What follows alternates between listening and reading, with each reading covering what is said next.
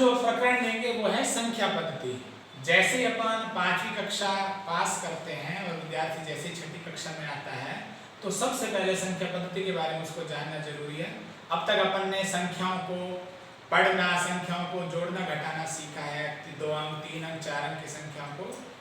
आज हम संख्याओं के प्रकार की कौन कौन सी संख्या किस तरह की संख्या होती है, तो उसमें सबसे पहली होती है प्राकृत संख्या।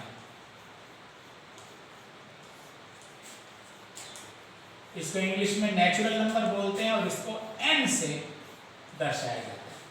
तो हम जो सबसे पहले संख्याएं पढ़ते थे 1 से लेके 9 तक जो अपने अंक होते थे वो सब अपनी प्राकृत संख्याएं कहलाती हैं। अर्थात हम इकाई में चलते हैं और दहाई तक नहीं पहुंचते हैं, उससे पहले की जितनी भी संख्याएं हैं वो प्राकृत संख्याएं कहलाती हैं। ठीक है ना। तो जैसे ही अपन दहाई तक जाएंगे और उससे आगे तक चलेंगे तो अपने 2 अंकों की संख्याएं आ गई, दहाई वाली संख्याएं भी आ गई। इसमें अपना 0 आ गया है, लेकिन 1 से पहले का जो 0 है वो इसमें शामिल हम नहीं करेंगे। तो कुल मिलाकर 1 से शुरू करने के बाद और अनंत तक जितनी भी संख्याएं अपनी आएंगी वो सब के सब अपनी प्राकृत संख्याएं कहलाएंगी। तो अब कोई भी संख्या अपन जैसे अपने सामने कोई भी संख्या आ जाती है, आपसे पूछा 5 तो 5 प्राकृत संख्या है, आपसे पूछा 10 प्राकृत संख्या है, 17 पूछा तो सब की सब अपनी प्राकृत संख्याएं हैं। तो अपनी जो सबसे पहली संख्या है वो प्राकृत संख्या कहलाती है। दूसरे क्रमांक पे आती है अपनी पूर्ण संख्या।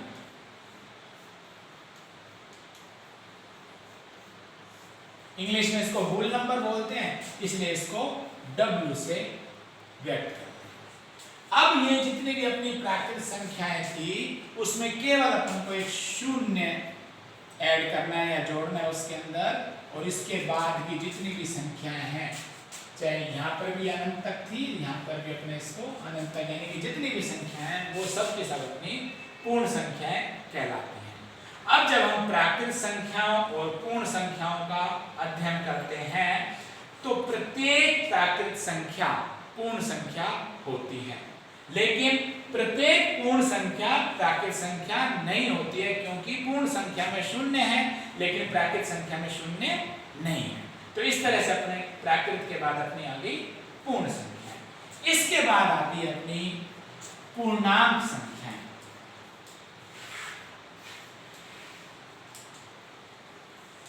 इंग्लिश में इसको इंटीजर्स बोलते हैं, तो इसको हम I से व्यक्त करते हैं।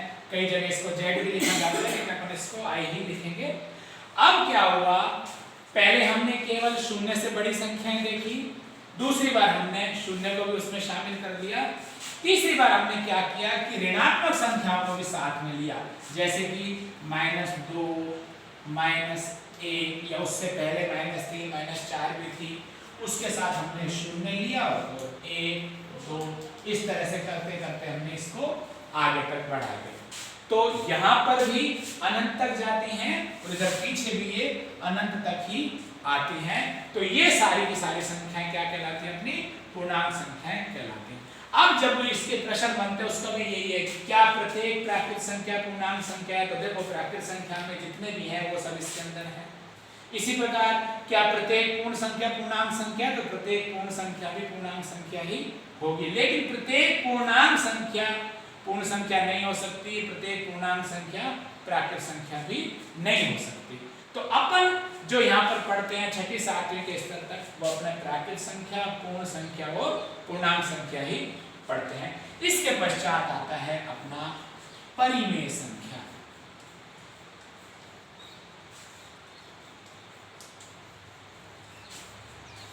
परिमेय संख्या को रेशनल नंबर बोलते हैं, तो हम इसको R से लिखते हैं। अब इसमें क्या होता है परिमेय संख्याओं के अंदर, परिमेय संख्याओं में ऐसी संख्या जो पूर्णांक नहीं होती, कोई ना कोई भाग में होती है या भिन्न संख्याएं होती हैं, वो सब की सब अपनी परिमेय संख्याएं कहलाती हैं। चाहे इसको हम किसी भी संख्या को मान लो -3/4, -1/2 या और भी कोई संख्या 0, 1, 2 या माइनस की कोई भी संख्या, प्लस की कोई भी संख्याएं परिमेय संख्याएं होती हैं। परिमेय संख्या के लिए सबसे जो विशेष बात है वो ये है कि परिमेय संख्याओं को किन्हीं 2 पूर्णांक संख्याओं के भाग के रूप में लिखा जाता है। अगर हम कोई भी ऊपर वाली संख्या भी पूर्णांक संख्या होनी चाहिए, नीचे वाली संख्या भी पूर्णांक संख्या होनी चाहिए, और इसके साथ ही जो भाग के नीचे जो संख्या है वो शून्य नहीं होनी चाहिए, नहीं तो इसका मान क्या हो जाएगा, अनिर्धारित हो जाएगा। तो ये अपन को ध्यान रखना, परिमेय संख्या है। अब कई बार प्रश्न आता है कि सर ये परिमेय संख्या है क्या, तो ये भी परिमेय संख्या है। मान लो यहाँ से प्राकृत संख्या में आपने लिखा 3, तो हम 3 को लिख सकते हैं 3/1। तो देखो p बटा q का रूप हो गया, और q अपना 0 नहीं है, तो प्राकृत संख्या अपनी परिमेय संख्या होती है। इसी प्रकार पूर्ण संख्या में भी परिमेय संख्या होती है।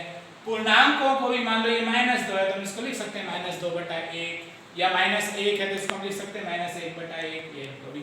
ठीक इसी प्रकार उल्टा चलते हैं तो कोई भी परिमेय संख्या पूर्णांक संख्या, सभी परिमेय संख्या पूर्णांक नहीं हो सकती, सभी पूर्णांक संख्या पूर्ण नहीं हो सकती, और सभी पूर्ण संख्या प्राकृत नहीं हो सकती।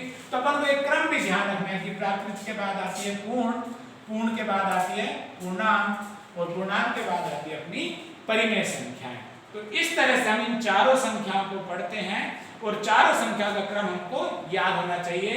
एक बार पुनः देख लेंगे, ये शेष तीनों में हो सकती है, ये इससे नीचे वाले दोनों हो सकते हैं, ये इससे नीचे वाले हो सकते हैं, लेकिन यहां से ऊपर चढ़ते ये क्रम नहीं चलता है। इस बात का हम सबको ध्यान रखना है।